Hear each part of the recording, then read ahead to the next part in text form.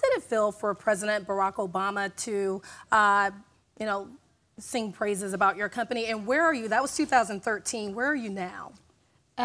So this year we'll do 250 million in sales, so a little bit more growth. It was one of the best nights of my life. What was really cool is afterwards he came and sat down and had dinner with me. So he is actually a very, very cool person, just in general. So it was a great experience. But yeah, you know, to be recognized for something that you do because you feel your own personal drive to do by the President of the United States was unreal. It was awesome. And it also reminded me of all of these times where I've been discouraged or told there's no way you can do this, or there's just, you know, the odds are so heavily stacked against you. And I always think about how dessert at the White House tastes really good. So that's great. Yeah.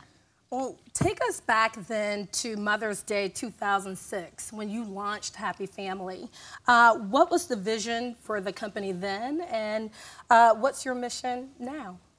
Yeah, you know, it really hasn't changed that much. My dream was to build a warm, meaningful brand that would change the way children are fed in our country. And to do that, I felt like if we could lean on sustainable organic food and make that the driver of that change, we could really make an impact. But you had to have something that was warm and fun and friendly that would bring people in. And that was the brand Happy Family. It started as Happy Baby. At the time, there was only 3% of all the baby food in the U.S. was organic. And that means, you know, organic food is grown without the use of pesticides, toxic chemicals. And you know, if you fast track to today, it's roughly 30%. And that means that, you know, using the power of the brand, we were able to divert now millions of pounds of toxic chemicals and pesticides from our soil, but also out of our children's bodies. So that continues to be the driving force, is like, how do you continue to make organic accessible for everybody? Because every baby deserves to have clean, healthy food. Oh, you bring me to my next question. Your philosophy is think outside the jar. Yeah. But an email you received from a customer caused you to rethink that. Can you describe that email for the audience and how it's impacted your product offerings and your customer base? Sure. Yeah. So, yeah, our real big break, our big innovation was actually coming up with this pouch format of packaging. And the pouch is cool because there's a little spout and you can just twist off the cap, and it allows for a really much better process. So the integrity of the food is better, but it's more convenient. And that was a real shift to get people into organic. And so, you know, the whole world was going towards pouches, and we pioneered that. But there's a big problem, and that's in the US. If you think of the marketplace, there's 4 million babies born every year in the US, and 2 million of them are actually born into the WIC program, which is Women, Infant, Children. And that's basically subsidized food for low income. It tends to be a lot of teenage single moms, and that's half of the babies born in America, which is disheartening. But what's most disheartening is that those babies who do get access to WIC are not allowed to use those WIC dollars for organic food. And that doesn't seem fair, right? So I got an email from a mom who basically, she had a preemie baby who was born this big, and told us about how sensitive his system was and how he really couldn't eat anything but very clean organic food. She ended up leaving her job. The bills were really high. She qualified for WIC. It was a beautifully written email. And it was like 8 years ago. And I kept it, and I was like, we're going to do something with this. I need to make some headway, but this is a priority. And so this year we launched a line of what we think of our premium jars, and they're not a real innovation because jars aren't really that innovative, but the innovation is it's a social innovation, because what we're able to do is now have the jar, which is an approved format for WIC, and go state by state and lobby for those jars to be used in the WIC program. So now we're able to address almost 45% of that market. And so, you know, acting with your heart and leading with your heart can also be really, really good business. And I think that's probably what you're getting at. But you know, it's human beings that are the people who are consuming our products. And if you stay connected and listen to them, sometimes some of the best ideas come from a single email. Definitely. Let's talk about challenges with raising capital. We see, you know, being celebrated by the President of the United States and selling your company for, you know, a huge sum of money. But it's a big challenge raising funds. And can you just walk us through some of the circumstances, dire circumstances you encountered as you were launching Happy Family? Yeah, my husband Joe is here somewhere. He's the guy who's been part of the journey with us. I mean, we used to live in this shitty little apartment in Jersey City in the basement where on Tuesday night Joe would play pool at the local bar, and the pot was $40. And if Joe won the $40, we were so happy because it was extra money for groceries. Like, that's how broke we were, and that wasn't that long ago. It was like 7 years ago. So, so yeah, no, we've been around the block. We've had some hard times. The biggest challenge for me throughout this journey was raising money. And you know, I grew up in a motel room in Alabama with my brother and my mom and my dad for the first 8 years I spent in America. And my parents are immigrant entrepreneurs, so I think, if anything, I learned so much from watching them just navigate everything with this lens of how do I make this work for our family and how do we make money, and how, you know, I just learned so much. But I also, it gave me a bit of a hunger, but I never actually felt like poor until I was a founder of a startup and constantly raising money with my hand out like this. Because I raised $500,000 to start the business in 2004, 5. I would raise money, I would close a round, I would raise another round. So it was like 500K, then $1 million, then $2 million, then $3 million, then 8, and then 10. I think all in, it ended up being like 23 million in equity. And the thing is, the way I did it, which is unique and is sort of a precursor to crowdfunding without the tech, is through individuals. So I had 186 shareholders, and it was really, really hard. You know, I remember the first check to get $2,500 was like really hard, and that was from Seth Goldman, he's the co-founder of Honest Tea, which you may have heard of, sold to Coke, and it's probably, I don't know how big they are, but at least a few hundred million in sales. But and at the time, you know, he was going through what I was going through, and I thought he was such a big time, like, huge investor, and I was excited to get like a big check, and it was $2,500, and I had to do that over and over and over and over again to raise the money we needed to get started. But it taught me a few things, and I think that that's, I guess, a pertinent lesson to what we're talking about today, is that, you know, if you can harness the power of the crowd, and if you can learn to communicate in a way that people respond to, and also learn to take some punches, you can move forward and raise the money that you need on your own terms. And I am really proud to look back on that and say, you know, we had a couple of competitors, and they were venture financed, totally venture backed.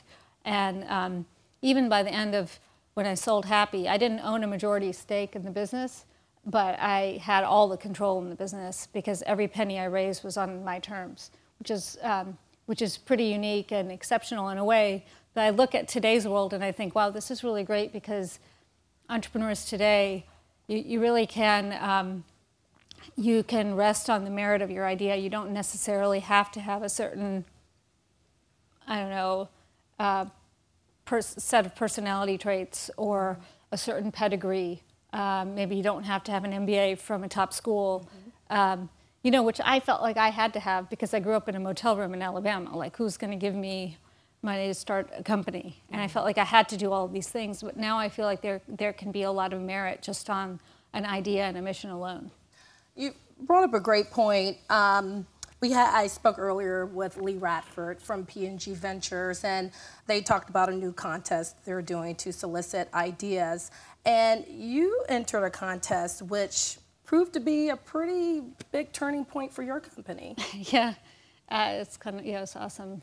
Joe remembers we were in that shitty little apartment. It was a Sunday at 10-something p.m. The contest ended at midnight. It had been going on for 6 weeks. And it was Amex and NBC Universal, and they were doing a contest called Shine a Light, and it was to highlight the most inspiring business in the country. And they'd been getting applications in, and then once you applied, you had to get 50 people to endorse your application to be moved on. And so like I wrote this whole thing about us, because the business is really special. We make organic food. We really try to, empower moms. We give a lot of single moms and just active moms a chance to come and work at the business part-time so they can kind of run their own business. And we really give a lot back to the community. So I felt like we checked a lot of boxes. And I wrote up this thing. And then I used our wedding contact list to populate the 50. I knew they would be supportive, I felt like, they were friends and family. But anyway, so then I kind of forgot about it. And a couple weeks later, I get a call, and I was pregnant at the time with our son, Zane. And I get a call, and it's someone from NBC, and she's like, your company out of over, 4,500 entries is one of the 3 most inspiring businesses in America, and we want to shoot a commercial for you about you tomorrow. Where are you going to be tomorrow? And I was like, well, I was in California, and I was flying to Boston. So I was like, I'll be in Boston tomorrow. And they shot a commercial of us in Boston, and it was right when our pouches started launching. So they were very new to the world, and it was like our Oprah moment. Well, the first of a few Oprah moments. Mm-hmm. We've been very lucky in a way, but what I always say is, you can't win the lottery unless you buy a ticket. Mm-hmm. But you were on the verge of potentially signing a deal that was not as favorable to you. You've really done your homework. Well, you're a very fascinating person. Yeah, this is crazy. So yeah, fast forward basically a year and a half, the pouches were a runaway hit. The problem was we needed so much working capital because there were only 3 facilities in North America that could fill the pouches. And so you have to prepay for line time. And now all of our competitors, everyone wants to do pouches. And you have to buy the line time ahead of it, but we're not venture backed. And I was like, well, now I'm going to have to raise real money, and that's kind of hard to do from individuals, like 8 million, 10 million. That's a bigger raise. And so I started talking to different VCs, and I had a few term sheets.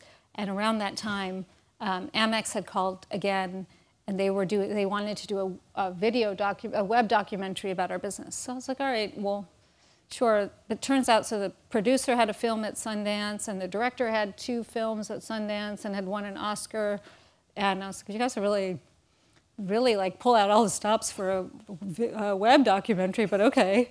And it ended up being like 5 days of shooting. And at this point, we had already had our son. So he's in the commercial, which it's a commercial. It's not a documentary. That's the big, I'll let the cat out of the bag. But yeah, so they shoot this thing. And I'm feeling pretty good. And my dad literally grew up with dirt floors under his feet. He was a truck driver in Tanzania. And at the time, I'd gotten asked to come to South Africa to receive an award. And so I thought, let me take my family, and I'll take my dad back, and I'll blow like our life savings, which was like $14,000 on this trip, and just make my dad feel good. And so I take my parents. We go to South Africa. We bring our son. He's 9 months. And yeah, it was like the equivalent of, imagine this in South Africa, like the equivalent of their July 4th, which is kind of like a big deal. So it's like not a great time to need medical care in a luxury safari hotel, like in the middle of literally of the bush, which is where my dad then had a heart attack. And so my dad has a heart attack, we're in the bush. My lawyer's back home collecting term sheets, and I'm thinking at some point we're just gonna have to pick the least of all evils and go with somebody because we desperately need the line time because we're going to miss out on the Target reset and all of these other, well, actually, we had just reset Target, which was a big deal. And anyway, my dad has a heart attack, and it goes misdiagnosed. And somehow we end up in, of all places, at Joburg, they told us he just had a stomach infection and you can fly home. So we got on this Emirates flight home, and it stopped in Abu Dhabi, and he almost died on the plane. So then they took him off with, the defib, and we ended up at this place called Mafraq in the middle of the desert. I have like my very American-looking husband. I'm Muslim. I'm breastfeeding. It was not an ideal situation. My dad was literally, he almost died there, but thank God he made it. And we ended up spending 3 weeks in Mafraq. And Nick, my lawyer, I'm Skyping with him, and he's like, okay, I've got some term sheets. They're really bad. The liquidation preferences are going to crush you. You're going to hate all of this. You're going to hate this. You're going to hate, because I'm a little bit of a control freak. And I'm thinking, well, what else can I do? And then I get an email from American Express. We need you to come in and do voiceover work. Guess what? It's a commercial. And yours is going to get a lot of airplay. Then I get another email. The pouches just reset in Target. They're the number 2, 3, and 4 best-selling item in the entire baby set in all of Target after 2 weeks. So I used the email. I used the, I did the voiceover work. They gave me a link for the commercial, and then I was able to raise the $8 million in 3 weeks from people who got it and believed. So it was kind of lucky, and my dad, he's no longer with us today, but he made it through that, which was great. Sorry to hear that. Yeah, and it ruined Halloween that year.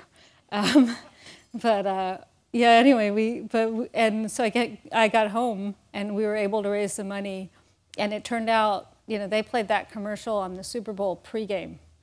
Oh. I mean, if you thought the first one was big, like, you should watch this one. I mean, and our son is so cute, and it was like incredible, and it was this bright spot in the middle of winter, and they really highlighted the pouches, and it was kind of like, our Oprah moment times 2. So again, buy the ticket if you want to win the lottery. It does take a little work, but well, in memory of I was able to avoid a really bad deal, a really, really bad deal. That's true. Just wanted, you mentioned your father. You are a philanthropist now, and in his memory, you opened up Happy Family Children's Village in Tanzania. Can you share more about what you're doing there? Yeah, so he grew up in Tanzania, didn't move to the West until he was 40. And I still have family there, but I didn't feel like I would have too much of a connection if I didn't have a reason to go back. And I just started Googling, and I found this woman, and she was running an orphanage. And I called her, and I said, my dad just passed away, and he used to be a truck driver in the region where your orphanage is, and he always loved to help people, and he loved the innocence of children. Like, what do you need? And she said, well, I need a place for these kids to go, because the structure of this orphanage is that at the age of 5, we have to send them back, or they have to leave here. And so we built a village. It's called the Happy Family Children's Village in honor of Amir Visram. But so 100 kids can live. They live in houses of 10 with a mama. They eat a great breakfast, lunch, and dinner, and snacks. There's a nurse. There's a playground. There's security. They go to school.